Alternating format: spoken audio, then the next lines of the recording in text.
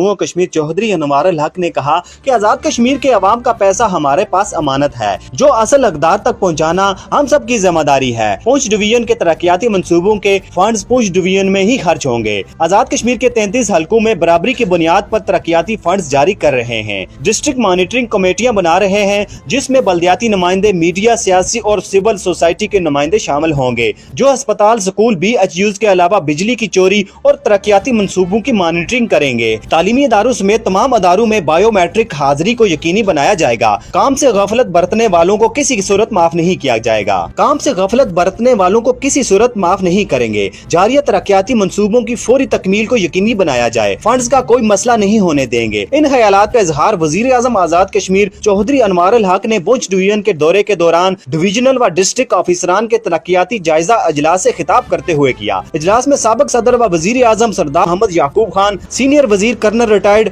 वकार अहमद नूर, वजीर हुकूमत फहीम अख्तर रबानी, वजीर हुकूमत सरदार आमर अल्ताफ, मेंबर कानून साज असम्बली हसन इब्राहिम ने भी शिरकत की। वजीर आजम ने पूंछ डिवीजन में महकमा शहरात, महकमा तालीम, महकमा फिजिकल प्लानिंग व हाउसिंग, महकमा बरकियात समेत दीगर महकमों की कारकर्दगी का जायजा लिया। मोहम्मद लतीफ अवान, आवाम न्यूज़, मुजफ्फराबाद, आजाद कश्मीर।